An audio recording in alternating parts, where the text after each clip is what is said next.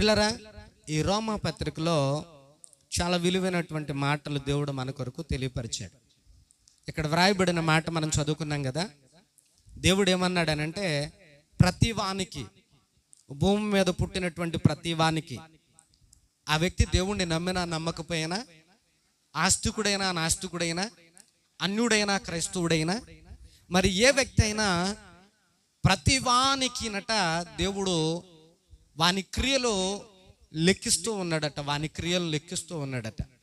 అంటే భూమి మీద మనం బ్రతికినటువంటి దినాలన్నీ కూడానట, మనం భూమి మీద ఏ రీతిగా బ్రతుకుతూ ఉన్నామో, ఎలాంటి పనులు ఎలాంటి మాటలు మనము ఈ భూమి మీద కలిగి ఉన్నామో అవన్నీ కూడా దేవుడు లెక్క పెడుతూ ఉన్నాడట. మీకు అర్థమవుతుందన్న మాటలు? లెక్క పెడుతూ ఉన్నాడట. అందరి క్రియలు లెక్కింపులోకి వస్తున్నాయి, అందరి మాటలు లెక్కింపులోకి వస్తున్నాయి. అందరినీ కూడా దేవుడు ఆకాశం ముందుండి చూస్తూ ఉన్నాడు. అందరి క్రియలు లెక్కింపుల్లోకి వస్తున్నాయి. ఇప్పుడు పిల్లలు బాగా గమనించండి, ఈ విషయం లోకంలో ఉన్న వాళ్ళకి తెలియకపోవచ్చు, కానీ దేవుడు ముందుగానే మనకి తెలియపరిచాడు. అమ్మా, నీవు భూమి మీద ఏం చేసినా నీ క్రియలు లెక్కల్లోకి వస్తున్నాయి, నీ మాటలు కూడా లెక్కల్లోకి వస్తున్నాయి. కాబట్టి నువ్వు భూమి మీద ఏం చేస్తే నిత్యజీవం పొందుతావు అనే విషయాన్ని దేవుడు ఇక్కడ తెలియపరుస్తున్నాడు. అందరి క్రియలు దేవుడు లెక్కిస్తూ ఉన్నాడు. అందరి క్రియలు దేవుడు లెక్క పెడుతూ ఉన్నాడు. అందరి మాటలు కూడా దేవుడు లెక్క పెడుతూ ఉన్నాడు. అందరి గురించి వాని వాని జ్ఞాపకార్థ గ్రంథాల్లో అందరి జీవిత చరిత్రలు కూడా వ్రాయబడతా ఉన్నాయి. అవి రహస్యమందు చేయబడినటువంటివైనా, బహిరంగంగా చేయబడినవైనా, అవి చీకట్లో చేయబడినవైనా, వెలుగులో చేయబడినవైనా, ఎవరికి తెలియని రహస్యముగా నువ్వు చేసినవైనా, నువ్వే రీతిగా చేసినవైనా, అవన్నీ కూడా దేవుడు లెక్క పెడుతూ ఉన్నాడు అని దేవుని యొక్క వాక్య గ్రంథం ముందు దేవుడు మనకి తెలియపరుస్తూ ఉన్నాడు. బాగా గమనించాలి ప్రియులారా. ఇప్పుడు మనం ఏదన్నా పని చేస్తూ ఉన్నప్పుడు ఎవరన్నా మనల్ని బాగా గమనిస్తూ ఉన్నారనుకోండి, మనం ఏం చేస్తాము చెప్పండి? ఇప్పుడు మనం ఏదన్నా పని చేస్తూ ఉన్నప్పుడు ఎవరైనా మన మీద ఆ చూపాలా నిలిపి మనం చేస్తున్న పనిని బాగా గమనిస్తూ ఉంటే మనం ఏం చేస్తాం? ఏం చేస్తాం? ఇప్పుడు ఆ పనిని ఒళ్ళు దగ్గర ఎత్తుకుని, వీళ్ళు గమనిస్తున్నారు రా బాబు, ఎక్కడ ఏ పొరపాటు లేకుండా చాలా జాగ్రత్తగా చెయ్యాలి. ఒకవేళ ఈ చేసే పనులు ఏదైనా పొరపాటు వచ్చింది అని అంటే కనుక చూసే వ్యక్తి గమనిస్తూ ఉన్నాడు కనుక అడుగుతాడేమో, మరలా నలుగురిలో అదొక సిగ్గుచేటు అని మనం ఏం చేస్తాము అని అంటే, ఆయన్ను కూడా మనం గమనించి మన పనిని చాలా ఒళ్ళు దగ్గర పెట్టుకుని చాలా జాగ్రత్తగా చేస్తూ ఉంటాం. అవునా కాదు? ఈ మాట చెప్పండి. అవును. అయితే ఇక్కడ దేవుని యొక్క వాక్యంలోనూ కూడా దేవుడు మనల్ని జాగ్రత్త పడమని చెప్తున్నాడు. ఈ మాట హల్లెలూయా, జాగ్రత్త పడమని మాటలు చెప్తున్నాడు. ఏ విధంగా జాగ్రత్త పడాలి మనము అని అంటే, ఇప్పుడు మన అందరికీ తెలిసింది కదా ఒక విషయం, మనందరికీ అర్థమైంది కదా ఒక సత్యం. ఏంటి అది అని అంటే, దేవుడు మనందరి యొక్క క్రియలు, మనం చేసే ప్రతి పనులు, మనం మాట్లాడే మాటలు, ఇవన్నీ కూడా దేవుడు లెక్క పెడుతున్నాడని మనకు అర్థమైంది కనుక, దాన్ని బట్టి భక్తుడే దేవుని ద్వారా, దేవుడే భక్తుని ద్వారా మనకు ఒక సలహా ఇచ్చాడు. ఏమని అనంటే, దేవుడు ఆకాశమందుండి అన్నీ లెక్కించే దేవుడు, లెక్కిస్తూ ఉన్నాడు కనుక మీరు భూమి మీద బతికినంత కాలం ఏం చేయాలి అని అంటే, సత్క్రియను ఓపికగా చేయండి అన్నాడు. దేవునికి స్తోత్రం. ఇప్పుడు చెప్పండి పురులరా, దేవుడు అన్నీ లెక్కిస్తూ ఉన్నాడు కనుక మనం ఏం పని చేస్తే బాగుంటుంది? ఇప్పుడు చెప్పండి, ఏ పని చేస్తే బాగుంటుంది మనకి అంటే, మంచి పనులు చేయాలి. సత్క్రియలు అన్నాడు కదా దేవుడు. సత్క్రియ అంటే మంచి పని. భూమి మీద బతికినంత కాలం కూడా పురులరా, మనం నలుగురికి నచ్చినా నచ్చకపోయినా, మన పనులు నలుగురు మెచ్చినా మెచ్చకపోయినా, ఈ భూమి మీద మనం చేసేటువంటి పని వలన నలుగురు బాగుపడి ఒకవేళ మనల్ని గుర్తించకపోయినానట, ఆకాశమందు ఉన్నటువంటి దేవుడు లెక్కించేవాడు గనక, మన పనులు లెక్కించేవాడు గనక, మన క్రియలన్నీ లెక్కించేవాడు గనక, మన మాటలన్నీ లెక్కించేవాడు గనక పురులరా, మనం భూమి మీద బతికినంత కాలము కూడా అన్నట్ట వాక్యంలో దేవుడు అన్నాడు, ఓపికతో సత్క్రియను చేయి అన్నాడు. దేవునికి స్తోత్రం. ఇప్పుడు ఒక మంచి పని చేయాలి అని అంటే చాలా ఓపిక అవసరం అండి, చాలా ఓపిక అవసరం. బాగా గమనించాలి. ఎందుకనంటే, మంచి వాళ్ళకి అడుగడుగున అడ్డులు కలుగుతూ ఉంటాయి, అలాగే మంచి పనులకి అడుగడుగున ఆటంకాలు కలుగుతూ ఉంటాయి. చెడ్డ పని చేస్తే నేను ఎవడో ఏంట్రా ఇలాంటి చెడ్డ పని చేస్తున్నావు ప్రశ్నించడు. చెడ్డోడికి లోకం ఎప్పుడు భయపడుతుంది. కాబట్టి చెడ్డోడి దగ్గరికి వెళ్ళి ఎలాగా నువ్వు ఎందుకు ఇలా చెడ్డ పనులు చేస్తున్నావు అని అడగదు. ఎందుకనంటే భయం.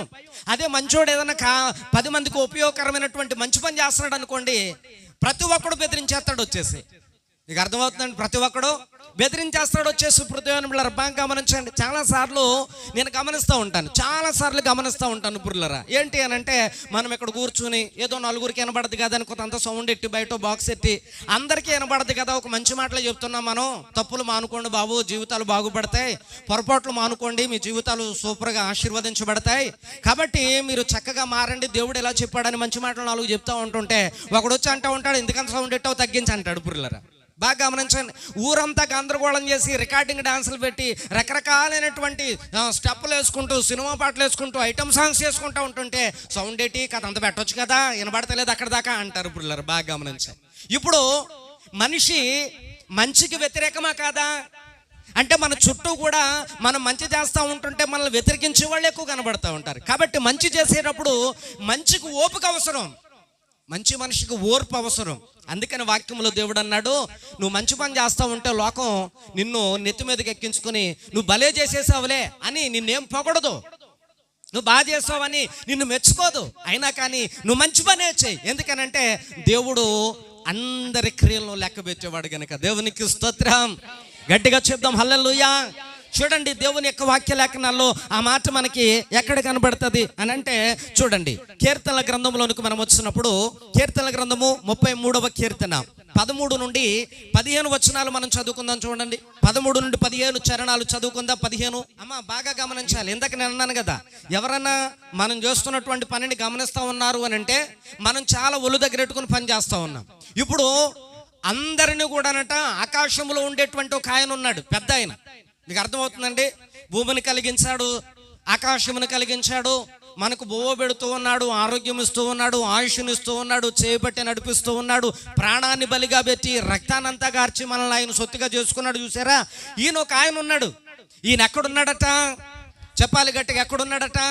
ఆకాశం ముందు ఉన్నాడు. ఇప్పుడు అక్కడి నుంచి అందరినీ కనిపెడుతున్నాడట. చూడండి, ఆ మాట చదువుకుందాం, అందరూ కూడా గమనించండి. యెహోవా ఆకాశములో నుండి కనిపెట్టుచూ ఉన్నాడు, ఆయన నరులందరినీ చూస్తూ ఉన్నాడు. తానున్న నివాసములో నుండి భూలోక నివాసులందరి వైపు కూడా ఆయన చూస్తూ ఉన్నాడు. ఆయన వారందరి హృదయములను ఏకరీతిగా నిర్మించిన వాడు. ఇప్పుడు బాగా చదవండి, వారి క్రియలన్నీయో దేవునికి స్తోత్రం హల్లెలూయా. నేనేం చేసినా ఎవరు అడగరలే అనుకుంటున్నావేమో, జాగ్రత్త. అడిగవాడు ఒక ఆయన ఉన్నాడు. నేనేం చేస్తే ఎవడు అడుగుతాడు, దమ్మున్నవాడు 2 అడుగువాడు ఎవడన్నా అని అంటున్నావేమో, తొడలు కొడతా ఉన్నావేమో, వెర్రవీగుతా ఉన్నామేమో, కాళ్ళు రగలేస్తా ఉన్నామేమో, నన్నెవడు అడిగేవాడు, నన్నెవడు ప్రశ్నించేవాడు అని అనుకుంటున్నామేమో. దేవుని యొక్క వాక్య గ్రంథంలో చూడండి, వాక్యంలో దేవుడు ఏమంటా ఉన్నాడో పురులరా, వారందరి క్రియలను లెక్కించేవాడు. ఒక రోజున అడుగుతాడట, విచారిస్తాడట, బోన్లో నిలబెడతాడట. ఏంటి నువ్వు చేసినటువంటి పని అని అడుగుతాడట. ఏంటి నువ్వు మాట్లాడినటువంటి మాట అని అడుగుతాడట. భూమి మీద మనిషి మాట్లాడినటువంటి ప్రతి మాటను బట్టి దేవుని దగ్గర ఒకనాడు లెక్క అప్పగించవలసి ఉంది. మనుషుడు చేసినటువంటి ప్రతి పనిని బట్టి ఒకనాడు దేవుని దగ్గర ఇదిగో మనము లెక్క అప్పగించవలసి ఉంది. ఎందుకనంటే అందరి క్రియలను, అందరి మాటలను, అందరి పనులను ఆయన లెక్క పెడుతూ ఉన్నాడు. దేవునికి స్తోత్రం. ఇప్పుడు తప్పించుకోవడానికి ఎవరికి సాధ్యం చెప్పండి అమ్మా, చెప్పాలి. ఎవరికి సాధ్యం? ఎవరికైనా సాధ్యమా? ఎవరికి సాధ్యం కాదు పురులారా. బాగా గమనించాలి. దేవుడే తప్పిస్తే తప్పించబడతాం, దేవుడే ఇరికిస్తే బాగా ఇరుక్కుపోతాం. బాగా గమనించాలి. ఆకాశం ముందు ఉన్నటువంటి దేవుడు చూడట్లేదు కదా అనుకున్నాడట ఒక వ్యక్తి. ఎవరా వ్యక్తి అనంటే గెహాజీ అనబడినటువంటి వాడు. ఏమనుకున్నాడండి? నా కంటికి తప్ప ఇంకెవరికి తెలీదు, నేను చేసినటువంటి పని నా హృదయాంతరంగంలో ఉండిపోద్ది తప్ప ఇంకెవరికి తెలీదు అనుకున్నాడట. ఎవరైనా అమ్మా చెప్పాలి, ఎవరైనా? గెహాజీ అనబడినటువంటి వాడు. ఇంకొక ఆయన అనుకున్నాడట, మేడ మీద నుంచి నేను చూసినటువంటి రహస్యం ఎవరికి తెలియదులే అనుకున్నాడట. బ్రిల్లరా, మరి ఆకాశం ఉన్నటువంటి దేవుడు అన్ని చూస్తున్నాడు కదా, చూస్తున్నాడా లేదా? ఎవరండి అయినా? ఆ మేడ మీద నుండి చూసినటువంటి ఆయన ఎవరు? దావీదు.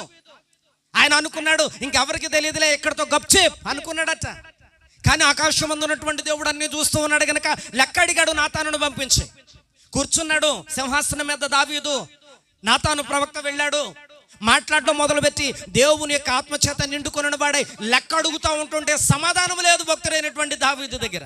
వెంటనే రాజసింహాసనం మీద నుండి కిందకి దిగేశాడు, రాజు వస్త్రాలు పక్కన పెట్టేశాడు. దేవుని దృష్టిలో పడిపోయాను, నేను దోషుడైపోయాను, ఇన్నాళ్ళు కాపాడుకున్నాను, సాక్ష్యాన్ని పోగొట్టుకున్నాను, ఇన్నాళ్ళు దేవుడు నన్ను చూస్తూ ఉన్నాడు, నాకు తోడుగా ఉన్నాడు, ఎంత గొప్ప స్థితినిచ్చాడు, ఈ రోజు నేను దేవుడు అడుగుతూ ఉంటే ఏ సమాధానం చెప్పనని నోరెళ్ళబెట్టాడు బుర్లరా. గహాజీ కూడా అనుకుంటా ఉన్నాడు, ఎవరికి తెలియదులే, తీసుకెళ్ళి చాలా రహస్యంగా ఇదంతా దాచిపెట్టేద్దాం, గురువు గారికి చెప్పొద్దు అని అనుకున్నాడు బుర్లరా. ఆత్మ, పరిశుద్ధాత్మ అన్ని కనిపెడుతూ ఉన్నాడు. దేవుడు ఆకాశం ముందుండి అందరిని చూస్తా ఉన్నాడు. లెక్క అడగడు కదా అనుకుంటున్నారు. ఒక ఆయన ఓ మనిషిని చంపేశాడట, సొంత తమ్ముడిని చంపేశాడట. చంపేసి గుడ్డు చప్పుడు కాకోకుండా వెళ్ళి తన పని తాను చేసుకుంటున్నాడు. ఎవరైనా చెప్పండి, ఎవరైనా? కయ్యను. ఒకనాడు యేసు ప్రభు తండ్రి అయినటువంటి దేవుడు కయ్యను దగ్గరకు వచ్చి అడుగుతున్నాడు, కయ్యను ఎక్కడా? నువ్వు చేసినవన్నీ కనబడుతున్నాయి, నీ తమ్ముని రక్తం భూమిలో నుంచి నాకు మొర పెడతా ఉంది, దానికి ఏం లెక్క చెబుతావు? బాగా గమనించండి దేవుని బిడ్డలారా, ప్రతి లెక్కకి దేవుని దగ్గర జీతం ఉందండి. ప్రతి లెక్కకి దేవుని దగ్గర జీతం ఉంది బిడ్డలారా, బాగా గమనించాలి. అందుకనే భూమి మీదట మన క్రియలు సత్క్రియలై ఉండాలి, మంచి వాళ్ళై ఉండాలి, మంచి పనులై ఉండాలి, మంచి మాట్లాడే వాళ్ళై ఉండాలి. నీ కదలికలు మంచిగా, నీ ఆలోచనలు మంచిగా, నీ నోటి మాటలు మంచిగా. పిల్లలు ఒకవేళ లేకపోతే కనుక నోరుంది కదని మాట్లాడితే దేవుడు ఆ నోటి మాటలకు లెక్క అడుగుతాడు. నా శరీరం, నా ఒళ్ళు, నా ఇష్టం అని అనుకుంటే నీ శరీరాన్ని బట్టి దేవుడు లెక్క అడుగుతాడు. నా ఆలోచన, నా మనసు, నా హృదయం అనుకుంటే దాన్ని బట్టి కూడా దేవుడు లెక్క అడుగుతాడు. అందరినీ దేవుడు లెక్క పెడుతూనే ఉన్నాడు పుర్లరా. బాగా గమనించాలి. భూమి మీద మనుషులు నాకెందుకులే అని వెళ్ళిపోతారు. నాకెందుకులేరా బాబు, లేనిపోని తలపోటు, ఏదో నేలను పోయింది నెత్తికి బాము కూడా నాకెందుకు, నాకు ఇవన్నీ అవసరమా అని తప్పించుకుని పోతారు పుర్లరా. కానీ దేవుడు అట్లా కాదు. ఎందుకనంటే అందరి లెక్కలను ఆయన తేల్చడానికి, అందరి లెక్కలను ఆయన తేల్చడానికి, అందరి క్రియలను ఆయన లెక్కిస్తా ఉన్నాడట. బైబిల్ గ్రంథంలో అందుకనే చెప్తున్నాడు కదా, ఆకాశములో నుండి ఆయన కనిపెడుతూ ఉన్నాడు. ఎందుకు కనిపెడుతూ ఉన్నాడనంటే అందరి క్రియలను ఆయన విచారించడం కొరకు. దేవునికి స్తోత్రం, గట్టిగా చెప్దాం హల్లెలూయా. అందరి క్రియలను ఆయన విచారించడం కొరకు. విచారిస్తాడు ఆయన ఖచ్చితంగా. ఎందుకు నువ్వు ఇలా చేసావు అని అడుగుతాడు ఒకరోజు. ఏమ్మ ఎందుకు ఇలా మాట్లాడావు అని అడుగుతాడు ఒకరోజు. ఏమ్మ ఏంటి ఎలాంటి పని చేస్తావు అని అడుగుతాడు ఒకరోజు. ఏ బాబు ఎలా ప్రవర్తించేవేంటి అని అడుగుతాడు ఒకరోజు. ఆ రోజు వరకు నువ్వేం చేసినా మాట్లాడు దేవుడు, నువ్వు ఎలా బ్రతికినా మాట్లాడు దేవుడు. కానీ సేవకుని ద్వారా, ఈ యొక్క వాక్య గ్రంథము ద్వారా, ఇదిగో నువ్వు చేసే ప్రతి పనులు దేవుడు లెక్కిస్తున్నాడని మాత్రం జాగ్రత్త చెప్తూ ఉంటాడు. నువ్వు చేయాల్సినటువంటి పనులు ఇవి అవి అని దేవుడు నీకు బోధిస్తూ నేను హెచ్చరిస్తూ ఉంటాడు. బాగా గమనించండి పిల్లలు, హెచ్చరిక మనం తీసుకుంటే, జాగ్రత్త పడితే మనం మంచి పిల్లలమవుతాం దేవునికి. చూడండి, దేవుని యొక్క పరిశుద్ధ లేఖనాలలో, వాక్యంలో ఆయన అంటాడు, ఒక రోజున దేవుని యొక్క పరిశుద్ధ లేఖనాల్లో మనం చదువుకున్నప్పుడు ఒక రోజున ఆయన అంటాడు పుర్లరా, ప్రకటన గ్రంథంలోనికి రండి. ప్రకటన గ్రంథము 3వ అధ్యాయము 1వ వచనము 4వ లైన్ చదువుకుందాం. నీ క్రియలను నేను ఎరుగుదును అన్నాడు పుర్లరా. అమ్మా చూడండి, నువ్వు చేసిన పనులన్నీ నాకు తెలుసు అని అంటే గుండె గుబ్బేలం అనిపోద్ది అనమాట. అవునా కదా? నువ్వు చేసిన పనులన్నీ నాకు తెలుసు అని అంటే మనకు భయం వేస్తుందా? భయం ఏదా? ఖచ్చితంగా భయం వేస్తుంది. ఖచ్చితంగా ఎందుకు భయం వేస్తుంది అని అంటే, మనం చేసినటువంటి అనేకమైనటువంటి పనుల్లో తప్పుడు పనులు, దేవునికి నచ్చని పనులు కూడా ఉన్నాయి కాబట్టి. చూడండి, దేవుడు అంటున్నాడు, ఆకాశం ముందుండి నేను చూస్తూ ఉన్నాను, అందరి క్రియలను నేను లెక్క పెడతా ఉన్నాను అన్న దేవుడు ఇక్కడ లెక్క అడిగేసరికి ఇక్కడ అంటున్నాడు పుర్లరా, నీ క్రియలు నేను ఎరుగుతును, నీ క్రియలు నాకు తెలుసు, నువ్వేం చేసావో నాకు తెలుసు, నువ్వు ఎలా ప్రవర్తించావో నాకు తెలుసు, ఏ విధంగా జీవిస్తున్నావో కూడా నాకు తెలుసు, నీ బ్రతుకు విధానం అంతా కూడా నాకు తెలుసు అని అంటున్నాడట దేవుడు పుర్లరా. మనిషి జీవితం ఎట్లా ఉంది అని అంటే, ఆ కిందనంటాడు, నువ్వు జీవిస్తున్నావన్న పేరు మాత్రం ఉంది కానీ నిజానికి నువ్వేమైపోయావు? మృతుడవు నీవు. దాని అర్థం ఏంటో తెలుసండి అమ్మా? నిజానికి నువ్వు క్రైస్తవ బిడ్డగా నేను జీవిస్తున్నాను, నాకు నిత్యజీవం వచ్చేసింది, బాప్తిసం తీసుకున్నాను, ప్రభు యొక్క శరీర రక్త మాంసాలు తీసుకుంటున్నాను, రొట్టె ఆరాధనలో పాలు పొందుతూ ఉన్నాను, ఆ బల్లలో నేను ఆయన శరీర రక్త మాంసాలు, ఆ రొట్టె ద్రాక్షారసం తీసుకుంటున్నాను, ఇంకా నాకేంటి, నేను నిత్యజీవం అనుకుంటున్నామట మనం. కానీ ఇక్కడ వాక్యంలో దేవుడు ఆయన ఏమంటా ఉన్నాడో తెలుసా ప్రియులారా? ఇవన్నీ నువ్వు అనుకుని నిన్ను నువ్వు భ్రమపరుచుకుని నిన్ను నువ్వు ఇదిగో మోసం చేసుకుంటా ఉన్నావు. కానీ నీ క్రియలను చూడగా ఎలాగున్నాయి అని అంటే, నువ్వు చేసేటువంటి పనులన్నీ చూడగా నువ్వు ఎలాగున్నాయి అని అంటే, నిజానికి నువ్వు మృతుడవు, నీ క్రియలే నేను చంపుతున్నాయి. మీకు అర్థమవుతుందండి? ఏం క్రియలవి చెప్పండి, ఏం క్రియలవి అని అంటే వాక్యములు అని అంటాడు, చంపే క్రియలు ఏంటయ్యి? చచ్చిపోవడం అంటే ఏంటి ఏమండి? పాపము వలన వచ్చే జీతమే మరణం. అంటే ఏ క్రియలు అవి? పాపపు క్రియలు అనమాట. పాపపు క్రియలు. ఇక్కడ వాక్యంలో నువ్వు జీవించచ్చు అన్న పేరు మాత్రం కనబడుతుంది. మనిషి మాత్రం అటు ఇటు తిరుగుతున్నావు, తిరుగుతున్నావు, మాట్లాడుతున్నావు, కానీ నీ ఆత్మీయ స్థితి చూస్తే పరలోక రాజ్యానికి వచ్చేలా కనపట్ల. మరి ఎలాగుంది ప్రభా అని అడిగితే ఆయన అంటా ఉన్నాడు, ఇప్పుడు దేవుని బిడ్డలారా, నువ్వు మనిషి బతుకున్నావు, ఆత్మీయంగా చచ్చిపోయావు. పైకి భక్తి చేస్తా ఉన్నావు, హృదయాంతరంగంలో చాలా పాపాలు రహస్యాలుగా దాచుకున్నావు. ఆ హృదయాంతరంగంలో ఉండేటువంటి ప్రతి పాపాన్ని బట్టి నువ్వు శారీరకంగా బతికి ఉన్నావు, కానీ ఆత్మ సంబంధంగా చచ్చిపోయావు. ఒకనాడు ఈ భక్తి నేను పరలోక రాజ్యానికి చేర్చదు. కారణం ఏంటి అంటే, ఆత్మ సంబంధంగా చచ్చినటువంటి వారిని పరలోక రాజ్యానికి దేవుడు రానియుడు కనుక వాక్యములేనంటా ఉన్నాడు, ఇదిగో ఆయన క్రియలన్నీ విచారించేవాడు. అప్పుడు అడుగుతూ ఉన్నాడు, ఇదిగో నీ క్రియలు నేను ఎరుగుదును. నువ్వు ఆత్మాను బతుకున్నాను అనుకుంటా ఉన్నావు, కానీ నిజానికి ఆలోచన చేస్తే నువ్వు మృతుడవు. ఏ కారణం చేత అనంటే, పైకి భక్తి ఉంది, హృదయాంతరంగంలో పాపం ఉంది. ఈ హృదయాంతరంగంలో ఉన్నటువంటి పాపమును బట్టి నీకే జీతం ఇవ్వాలి అని అంటే మరణం. కాబట్టి దేవుడు మన క్రియలన్నీ ఏం చేస్తున్నాడు? ఏం చేస్తున్నాడు చెప్పండి? ఏం చేస్తున్నాడు? లెక్క పెడతా ఉన్నాడు. మన క్రియలన్నీ లెక్క పెడుతున్నాడు. ఒళ్ళు దగ్గర ఎట్టుకుని జాగ్రత్తగా భూమి మీద క్రైస్తవ బిడ్డలం అయినందుకు మనం ఒళ్ళు దగ్గర ఎట్టుకుని బతకాలి. అంతే కదండి?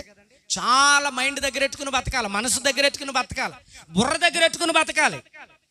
ఒకవేళ అలాగున గనక లేకపోతే మనం ఒక వీడియో చూశాను నేను. ఒక ఆవిడ ఏం చేసింది అని అంటే, దేవుని బిడ్డలారా చూడండి, ఏదో మాట్లాడతా సంకలో ఉన్నటువంటి చంటి పిల్లని తీసుకెళ్ళి ఫ్రిడ్జ్లో పెట్టేసి, ఫ్రిడ్జ్లో ఉన్నటువంటి ఒక వస్తువుని తీసుకుని ఆవిడ కిచెన్లోకి వెళ్ళిపోయి పని చేసుకుంటుంది. ఫోన్ మాట్లాడతా మీకు తెలుసండి, సంకలో ఉన్నటువంటి చంటి పిల్లని తీసుకెళ్ళి ఫ్రిడ్జ్లో పెట్టేసింది. ఫ్రిడ్జ్లో ఉన్నటువంటి గిన్నెట్టుకెళ్ళి కిచెన్లో పని చేసుకుంటా ఉంది.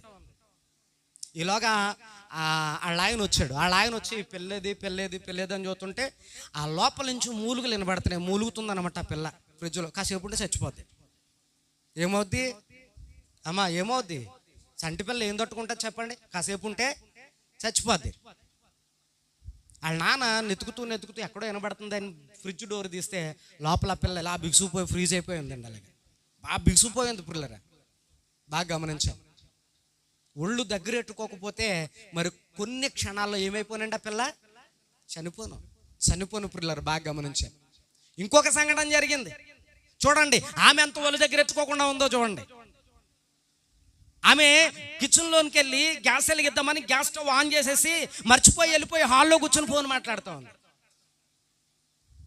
గ్యాస్ అంతా కాసేపటికి వాసన వస్తూ ఉంటుంటే అయ్యి బాబోయ్ అని చెప్పేసి గబాగా ఆ కిచెన్లోనికి వెళ్ళి ఏంటని చెప్పేసి ఆ కిచెన్లో లైట్ అలాగేగానే మొత్తం బగ్గుమని పొడి తగలడిపోయింది. పిల్లలు బాగా గమనించండి. ఒళ్ళు దగ్గర ఎత్తుకోకపోవడం వల్ల జరిగే నష్టాలు. దేవుని యొక్క వాక్యంలోనూ కూడా దేవుడు అదే చెప్తున్నాడు. పిల్లరా, ఈ రోజున నాకు వయసు ఉంది, నా నోరుంది, నాకు కాళ్ళు చేతులు బాగున్నాయి, నేను ఎవడ మాట వినాలి అని మన ఇష్టం వచ్చినట్టు బతుకుతాం చూసారా? ఇష్టం వచ్చినట్టు మనం బతుకుతాం చూసారా? ఇవన్నీ కూడా లెక్కల్లోకి వచ్చినప్పుడు మనకు కూడా ఇలాంటి ప్రమాదాలే జరుగుతాయి. ఆ రోజు దేవుడు లెక్క అడుగుతాడు మనందరినీ కూడా. నువ్వు చేసిన పని ఏంటని అడుగుతాడు, నువ్వు మాట్లాడిన మాటలు ఏంటని అడుగుతాడు, నువ్వు చేసిన పొరపాట్లు ఏంటి అని అడుగుతాడు, వీటన్నిటికీ నీ దగ్గర ఏ సమాధానం ఉందని అడుగుతాడు, ఎందుకు చేసామని అడుగుతాడు. ఆ రోజున ప్రత్యేకంలో చేతులు కట్టుకుని నువ్వు తలదించుకుని ఒకవేళ ప్రభా ఇవన్నీ కూడా ఏదో జరిగిపోయింది, ఎక్స్క్యూజ్ చేసే క్షమించే ఈ పూటకి అనంటే దేవుడు నీకు ఆనాడు అవకాశం ఇవ్వడు. ఆనాడు అవకాశం ఇవ్వాలి అని అంటే ఇప్పుడు దాకా చేసినటువంటి పొరపాట్లన్నీ ఆయన లెక్కల్లో పెట్టుకున్నాడు కనుక ఇప్పుడు కనుక నువ్వు ఆ పొరపాట్లన్నీ క్షమించమని ఆయన దగ్గర విడిచిపెట్టేస్తే కనుక ఇప్పటి నుంచి ఇప్పుడు దేవుని బిడ్డలారా నీ లెక్కలు బాగుంటాయి. నీ లెక్కలు బాగుంటాయి ఖచ్చితంగా పురులరా. చూడండి వాక్యంలో ఆయన ఏమంటాడు అనంటే నీ క్రియలు నేను ఎరుగుదును, నీ క్రియలు నాకు తెలుసు అన్నాడు. అసలు మన క్రియలు ఎలా కనబడుతున్నాయట చూడండి. యెషయా గ్రంథం 64వ అధ్యాయము 6వ వచనాన్ని ఒకసారి మనం చదువుకుందాం. 64వ అధ్యాయము యెషయా గ్రంథము 6వ వచనాన్ని ఒకసారి మనం చదువుకుందాం. 64:6 మేమందరము చూడండి అపవిత్రులమైన వారమైతిమి, మా నీతి క్రియలన్నీ మురికి గుడ్డవలెనాయను, మేమందరము ఆకువలే వాడిపోతిమి. చూసారా దేవుని బిడ్డలారా, ఇక్కడ ఏమన్నాడండి? ఇక్కడ ఒక విషయాన్ని మీరు బాగా గమనించాలమ్మా. ఎలా చూడండి, అందరూ ఒక మాట గమనించాలి. ఇక్కడ ఏమని వ్రాయబడిందనంటే మా నీతి క్రియలు నీ కంటికి ఎలా కనపడుతున్నాయి? మరి మనమేమనుకుంటున్నాం వాటిని? అది మీరు పాయింట్అవుట్ చేయాలి, అది మీరు దృష్టిగా ఉంచాలి. మనం ఏమనుకుంటున్నాం? ప్రభా ఇవాళ మంచి పని చేసేసాను, నేను చాలా నీతి కార్యం చేశాను వేళ నేను అని అనుకుంటున్నామంట మనం. ఇక్కడ అదే చెప్తున్నాడు భక్తుడు. మీరు అర్థమవుతుందా మీకు? ఇక్కడ అదే చెప్తున్నాడు భక్తుడు. మా నీతి క్రియలు మీ కంటికి ఎలా కనపడుతున్నాయి తండ్రి? మురికి గుడ్డలా కనపడుతున్నాయట. అదేంటండి? మనం ఎలా ఏదైనా మంచి పని చేసామనుకోండి, అమ్మ బాబోయ్ ఎంత మంచి పని చేసేసానని మనం పొంగిపోతున్నాం. దేవుడు అంటున్నాడు మురికి గుడ్డలా ఉన్నాయరా బాబు నీ చేతులు, నీ జీవితం ఏంటి ఎలా ఉందో మురికి గుడ్డలాగా అంటున్నాడు. కారణం ఏంటి? మనం అనుకుంటామంటే పిల్లరా, ఎవరికైనా దాన ధర్మం చేసి పుల్లరా దాన ధర్మం చేసి మనం అనుకుంటామట నీతిక్రియ చేసాను ఈవేళ అనుకుంటున్నామంట. ఎవరికైనా మనం భోజనం పెట్టి నీతిక్రియ చేసాం ఈవేళ అనుకుంటున్నామంట. ఎవరికైనా ఒకరికి సహాయం చేసి ఇవాళ మంచి పని చేసాను ఈవేళ నేను అనుకుంటున్నామంట పుల్లరా. మనం అందరం కూడా ఎదుటోళ్ళకి ఉపకారం చేసి ఇవాళ ఎదుటోళ్ళకి ఉపకారం చేశాను కనుక దేవుడు నన్ను మెచ్చుకుంటాడు అనుకుంటున్నామంట మనం అందరం కూడా. ఇక్కడ భక్తుడు అంటాడు, అయ్యా మా నీతి క్రియలు నీ కంటికి మురికి గుడ్డలాగా కనబడుతున్నాయి. వాక్యములో దేవుడు చెప్తున్నాడు ఈ మధ్యాహ్నం వేళ నీ హృదయం ఎక్కడ పెట్టావో, ఎవరికి ఇచ్చావో ఒకసారి బాగా గమనించుకో. వాక్యములో ఈయన చెప్తున్నాడు చాలా విషయాలు ఉన్నాయట, చాలా విషయాలు ఉన్నాయి ఇక్కడ. అందులో కొన్ని విషయాలు మనం బాగా గమనిస్తే పెద్ద పెద్దవి లేకపోవచ్చు, కానీ చిన్న చిన్నవి ఉంటాయి. తల్లిదండ్రులకు అవిధేయులు. ఏంటంటే తల్లిదండ్రులకి అవిధేయులు. అమ్మా వింటున్నారా మాటలు? తల్లిదండ్రుల మాటలు వింటున్నారా? నిజంగా వింటున్నారా? ఏ తప్పు నేరాలు చేయకుండా నా ఇష్టం అన్నట్టుగా కాకోకుండా, అమ్మ నువ్వు ఎలా చెప్తే అలాగే వింటానే, డాడీ నువ్వు ఎలా చెప్తే అలాగే వింటానే అన్నట్టుగా ఉంటున్నారా నిజంగానే? అలాగూ గనక లేకపోతే మరణమునకు మరి ఏ విధమైనటువంటి ఇతర కారణం అవసరం లేదు. నిశ్చయంగా నీవు చెప్పండి, అది అంతే, నిశ్చయముగా నీవు, అందులో డౌట్ ఏమి లేదు, చచ్చావు. వాక్యంలో తల్లిదండ్రులకు అవిధేయులని పిల్లలు అంటే దేవుని యొక్క వాక్యంలో ప్రభు అంటున్నాడు వీళ్ళు చచ్చారు, పరలోక రాజ్యానికి రారు, చచ్చిన వారు వాక్యంలో వ్రాయబడింది. జీవించుచు ఉన్నామన్న పేరు మాత్రమే ఒకటే ఉంది. తల్లిదండ్రులు ఎదిరించావంటే చచ్చావు నువ్వు ఆత్మీయంగా. నరకంలో నీ పేరు రాసేసారు అక్కడ. అయ్యా నా పేరు ఎక్కడుంది అని అంటే పరలోక రాజ్యానికి వెళ్ళే దారిలో కనబడతలా, విశాలమైనటువంటి దారిలో కనబడుతుంది. అనేకుల మధ్యలో నీ పేరు పృథ్వీని బిడ్డలారా పలానా పేరు. కారణం ఏంటి? మీ అమ్మ మాటని లేదు, మీ నాన్న మాటని లేదు, ఎదిరించావు. బాగా గమనించండి పృథ్వీని బిడ్డలారా. దేవుని యొక్క వాక్యంలో దేవుడు అన్నాడు కొండే మాటలు అట లేనిపోని పుట్టగించి చెప్తా ఉంటామండి అప్పుడప్పుడుని. ఉందా మనకు ఆ బుద్ధి? దేవుని మందిరంలో ఉన్నాం, గుండెల మీద చేసి నిజాయితీగా చెప్పండి. అప్పుడప్పుడు లేని మాటలను పుట్టించి కొండాలు వాళ్ళ మీద కొండపు మాటలు చెప్తా ఉంటాం. ఉన్నదా బుద్ధి? చెప్పండి, ఉన్నదా లేదా? సెపరేట్ అమ్మా అలాగ రాయిలా కూర్చుంటే ఎలాగా? ఏదోటి చెప్పండి, ఉందా లేదా అలాంటి బుద్ధి? మరి అందరినీ అడగాలి. ఎందుకనంటే రేపు పొద్దున్న దేవుడు లెక్కలు చెప్తాక వచ్చినప్పుడు ఇలాగ నాకులాగా ఏదో బుజ్జగించి అమ్మ చెప్పమ్మా ప్లీజ్ అమ్మా అని అంట దేవుడు. అర్థమవుతుందమ్మా? ఇప్పుడు ఎవరుంటే వాళ్ళు చెప్పాలా, వాళ్ళ మీద ఆ మాటలు చాలా వినబడతాయి మనకి. కూర్చుంటే చాలు ఇంకా వాళ్ళ గురించి వీళ్ళ గురించి మన గురించి ఏం మాట్లాడుకోం మనం. గురిగింత పోసుకి కూడా ఉంటుందంట దాని కింద నలుపు ఉంటుందా? ఉండదండి. కానీ అది మాత్రం విర్రవీగిపోతూ ఉంటుందండి ఎర్రని దాన్నని. నేను ఎర్రని వాడనని చెప్పేసి అది బాగా ఎర్రవీగిపోతూ ఉంటుందట. నా ఈపు నాకు కనపడద్దా? చెప్పండి, నా ఈపు నాకు ఏమన్నా కనపడద్దా? చెప్పండి పురులారా, బాగా గమనించండి. నా ఈపు నీకు కనపడుతుంది. వెనకాల ఏమి రాసున్నాయో, ఏమి పూసున్నాయో అన్నీ నీకు కనపడతా ఉంటాయి పురులారా. బాగా గమనించండి, నీకు కనపడతా ఉంటాయి. కాబట్టి ఇక్కడ దేవుని యొక్క వాక్యంలోనూ కూడా దేవుడు అదే చెప్తున్నాడు. బైబిల్ గ్రంథంలో కొండెపు మాటలు అని అంటాడు పురులారా. మనం కూర్చుంటే మాట్లాడే అయ్యి.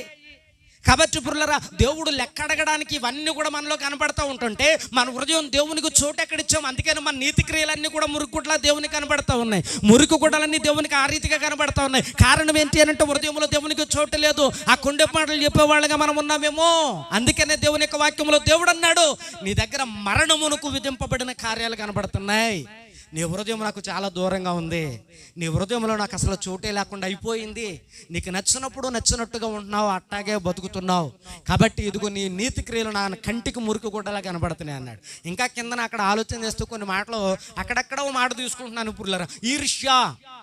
ఈర్ష్య ఎంతమందిలో లేకుండా ఉంటుంది? ఈర్ష్య అంటే ఒక రకంగా అసూయ లాంటిది కదండి. అసూయ లేని వాళ్ళు ఎంతమంది ఇక్కడ? నాకు అసూయ లేదండి బాబు అన్నవాళ్ళు మీకు కుడి చేయొద్దండి. అసలు నాకు అసూయ లేదన్న వాళ్ళు కుడి చేయొద్దండి. అమ్మా ఉందా అంటే మనం చాలా తప్పుడు లెక్కల్లో ఉన్నాం. చెప్పండి, మనం చాలా తప్పుడు లెక్కల్లో ఉన్నాం. దేవుని బిడ్డలారా ఆలోచించి ఒక విషయం చెప్పనా, ఆళ్ళదాళ్ళు తింటారు, వాళ్ళ బట్టాలు కట్టుకుంటారు, వాళ్ళ గుడ్డాలు కట్టుకుంటారు, వాళ్ళ తిండాలు తింటారు. వాళ్ళ ఇంట్లోంచి బిర్యానీ వాసన వస్తే నీకేంటి? వాళ్ళ ఇంట్లోంచి బిర్యానీ వాసన వస్తే నీ కడుపు ఏంటి? మరి దీన్ని ఏమంటారు? ఏమన్నా బాగున్నాయమని లెక్కలు? అమ్మా చెప్పండి, ఏమన్నా బాగున్నాయమని లెక్కలు? బాగా గమనించండి ఇప్పుడు దేవుని బిడ్డ. కలిసి ఫంక్షన్కి వెళతారు. నీకున్న గుడ్డ నువ్వు కట్టుకుంటావు, ఆవిడకున్న గుడ్డ ఆవిడ కట్టుకుని వస్తుంది. బాగా గమనించండి పురులారా. ఒకవేళ ఆ గుడ్డ ముక్క నీ గుడ్డ ముక్క కంటే కాస్తంత ఎక్కువ అందమో ఆవిడకి ఇచ్చి ఉండొచ్చు. అర్థమైంది ఇప్పుడు దేవుని బిడ్డలారా? అర్థమైందా మీకు? నువ్వేమన్నా కొన్నావు? 3 ఏళ్ళెట్టి 2 ఏళ్ళెట్టి? అమ్మా చెప్పండి, 2 ఏళ్ళెట్టి 3 ఏళ్ళెట్టి నువ్వేమన్నా కొన్నావా? కొనలేదే. ఆవిడ గుడ్డ ఆవిడే కదా కట్టుకుని వచ్చింది. నీకున్న దాంట్లో పెట్టంతా నెతికి నువ్వు కూడా మంచిదే కదా కట్టుకుని వెళ్తున్నాను అనుకున్నావు. బాగా గమనించ. ఎందుకు మరి ఆ ఈర్ష్య? అమ్మా బాగా గమనించండి, ఎందుకు ఆ ఈర్ష్య? బాగా గమనించండి ఇప్పుడు దేవుని బిడ్డలారా. ఇవన్నీ ఆలోచన చేయండి. మొన్నటిదాకా బాగోలేనటువంటి వాళ్ళు ఒకవేళ ఏమైనా మంచిగా ఇల్లు కట్టుకున్నారు అనుకుందాం, వాళ్ళు ఏమైనా కడుపు నిండా తింటున్నారు అనుకుందాం. బాగా గమనిస్తే ప్రతి వాళ్ళు ఏమన్నా 7 ఒక్కరోలో వచ్చినటువంటి 2 లక్షలు పెట్టి 2 కాసులు బంగారం కొనుక్కుందాం. వాళ్ళ డబ్బులే కదా ఇవి, వాళ్ళ కష్టమే కదా. అమ్మా చెప్పండి, మరి ఈర్ష్య లేని వాళ్ళు ఎంతమంది ఇప్పుడు చేయొద్దండి? ఈర్ష్య లేని వాళ్ళు ఎంతమంది చేయొద్దండి పురులారా? ఎవరు ఎత్తారు? ఇప్పుడు చెప్పండి, మన లెక్కలు ఏమన్నా బాగున్నాయా? అమ్మా చెప్పరేంటమ్మా, మన లెక్కలు ఏమన్నా? లెక్కలు బాగోకుండా ఇక్కడికి వచ్చి కూర్చుంటే మరి ఏమనాలి చెప్పండి ఒకసారి. మన లెక్కలు ఏం బాగోకుండా ఇక్కడికి వచ్చి కూర్చుంటే అందరి తిక్క తీరిపోద్ది. ఒకరోజు దేవుడు లెక్కలో ఆయన్ని పట్టుకొని వస్తాడు. వాక్యంలో ఆయన అంటాడు, ఇదిగో వాని క్రియలు చెప్పిన జీతం ఇచ్చుటకు నేను త్వరగా ఆయన వచ్చేసేలోగా నువ్వు మారిపోతే మంచిది. నీ లెక్కలన్నీ మార్చేసుకుంటే మంచిది. నీ దొంగ లెక్కలన్నీ మారిపోతే మంచిది. ఒకవేళ మారని పక్షాన నీ లెక్కలే గనక దేవుడు చిట్టా విప్పి లెక్క పెట్టడం మొదలు పెడితే పురులరా, నీకెంత ఘోరమైనటువంటి శిక్ష విధింపబడాలో అంత ఘోరమైనటువంటి శిక్ష విధించేస్తాడు. ఇప్పుడు దాకా క్షమించిన దేవుడు అప్పుడు కూడా క్షమించేస్తాడు అని అనుకుంటున్నావేమో. అప్పుడు దాకా ఓర్చుకుని నిన్ను క్షమించిన దేవుడు అవకాశం ఇచ్చాడు. ఏనాటికైనా మారతావు, ఏనాటికైనా నా దగ్గరకు వస్తావు అని దినమెల్ల నీ కొరకు 2 చేతులు చాచి మరి ఉంచాడు. నీవు నీ మనసును మార్చుకోకుండా మనిషి మాత్రమే ఇక్కడికి వచ్చి కూర్చొని ఈ వాక్యం అంతా వినేసి మరలా ఇదిగో కోడి తన యొక్క రెక్కల మీద పడినటువంటిది అక్కడే దులిపేసి ఒకవేళ నువ్వు వెళ్ళిపోతే ఒకనాడు దేవుని బిడ్డలారా, వాక్యంలో దేవుడు చెప్తున్నాడు, వాని క్రియలకు ప్రతిఫలము ప్రతి ఒక్కనికి ఉందే అని చెప్పాడు దేవుడు. తప్పించుకోవడానికి ఏ దారి లేదు. ఈ మధ్యాహ్నం వేళ ఆలోచన చేయండి, నీ మనసు పెట్టి వాక్యములో ఆయన అంటూ ఉన్నాడు, ఎందుకయ్యా వీళ్ళందరి లెక్కలో ఇంత తేడాగా ఉన్నాయి? వీళ్ళందరూ మందిరానికి వస్తున్నారు కదా, నీతి పనులు చేస్తున్నారు కదా, మంచి కార్యాలు చేస్తున్నారు కదా, వీళ్ళందరూ బాగానే ఉన్నారు కదా, ఎందుకు ఇలాగ అయిపోయారు వీళ్ళు అని అంటే, వాక్యములో దేవుడు అన్నాడు, దేవునికి చోటు ఇయ్యలేదయ్యా. వాళ్ళు వచ్చి వాళ్ళు హృదయం దూరంగా ఉంది, పెదవులతో మాత్రం నా ప్రభువా అంటారు, పాట పాడతారు, సరిగా కూడా చప్పట్లు కొట్టలేని స్థితిలో ఉన్నారు. వాళ్ళు నా కోసం ఏమీ ప్రయాసపడలేదు, రక్తం గారునంతగా నా కోసం వాళ్ళు కష్టపడలేదు. గనుక ఇదిగో వాళ్ళ పేర్లు లెక్కలో చూసినప్పుడు వాళ్ళు మరణ గ్రంథంలోనే ఉన్నాయి. వాళ్ళ పేర్లు జీవ గ్రంథానికి చేర్చబడి అంత నీతి కార్యాలు వారిలో కనబడట్లేదు. వారు పేరు మాత్రకు జీవించుతూ ఉన్నారు, నిజానికి వారు మృతులు అన్నాడు దేవుడు. ఈ మధ్యాహ్నం వేళ నీ పేరు ఎక్కడుంటుందో ఒకసారి ఆలోచించి, నీ మనస్సును బట్టి, నీ మనస్సులో ఉన్న క్రియలను బట్టి దేవుడు లెక్క కడతా ఉన్నాడు. జాగ్రత్త సుమా. అందరూ అనుకోవచ్చు, నన్ను ఎవరు చూడట్లేదు, నన్ను ఎవరు అడగట్లేదు, నా ఇష్టం అనుకోవచ్చు. బ్రులరా, నువ్వు ఒకవేళ ఎవరు అడగట్లేదు కదా నీ ఇష్టానుసారంగా, ఒకవేళ నీకు నచ్చినట్టుగా జీవిస్తే ఒకనాడు అడిగేవాడు లెక్కలట్టుకుని వస్తాడు. నీ లెక్కలు బాగున్నాయా సరే, ఒకవేళ నీ లెక్కలు తప్పుగా ఉన్నాయా, ఆయన సరిచేయటం మొదలు పెడితే శిక్ష విధింపబడుతుంది. బాగా ఆలోచించేయండి.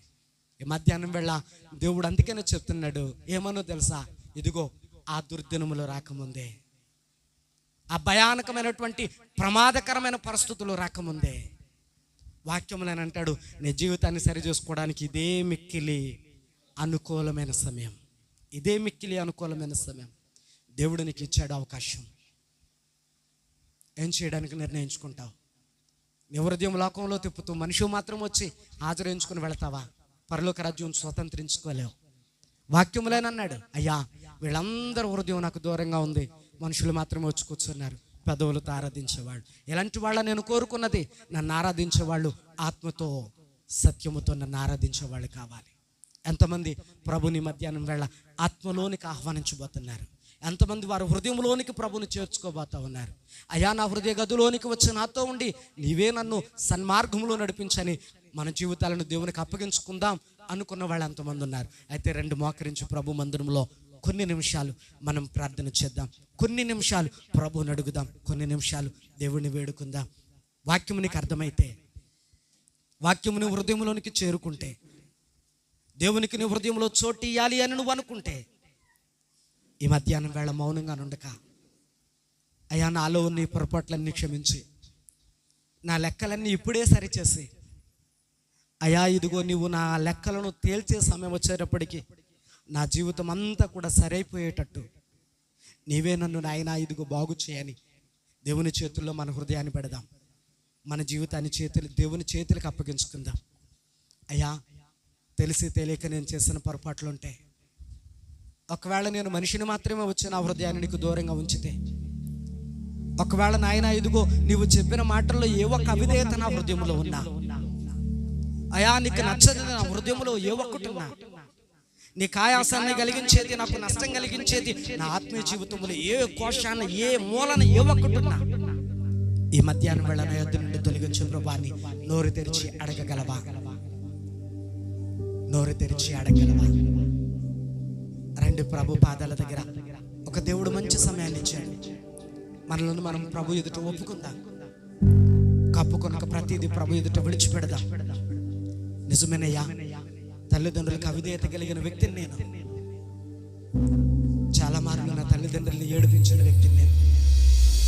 చాలా మార్లు నా తల్లిదండ్రుల కష్టాన్ని అయ్యా ఇదిగో నేను వృధాగా చేసిన వ్యక్తిని. చాలా మార్లు కొండపు మాటలు చెప్పిన వ్యక్తిని. అయ్యా ఇదిగో అర్థం చేసుకోక అపార్థం చేసుకున్న వ్యక్తిని. అయ్యా ఎదుటి వారు బాగుంటే చూసి వార్చలేని ఈర్ష్య కలిగిన వ్యక్తిని. అయ్యా మనిషిగా నాలో ఇలాంటి నైజం ఉంది నాయన, ఎలాంటి పద్ధతులు నా హృదయంలో ఉన్నాయి, ఇలాంటి పాడు ఆలోచనలు నాలో ఉన్నాయి. ఇవన్నీ నా యొద్ద నుండి దూరపరుచుకుంటూ నా యొద్ద నుండి దూరపరుచుకుంటూ రెండు మనమందరం కలిసి బిగ్గరగా ప్రార్థన చేద్దాం. దేవుని మందిరంలో సమయాన్ని సద్వినియోగం చేసుకుందాం. నా జీవితంలోనికి రండి ప్రభాని ప్రభువుని ఆహ్వానిద్దాం. అయ్యా నా ఆత్మలోనికి రండి నాయనాన్ని ప్రభువుని మన హృదయంలోనికి చేర్చుకుందాం.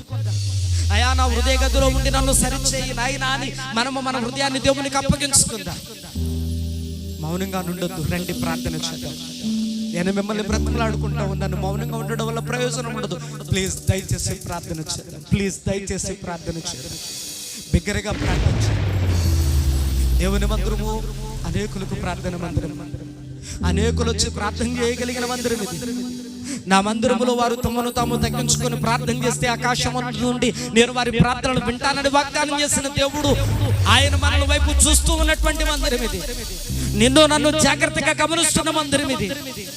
ఒకవేళ కనుక నన్ను క్షమించు అనంటే క్షమించడానికి సిద్ధ మనసుతో దేవుడు మన వైపు చూస్తున్న మందిరం ఇది.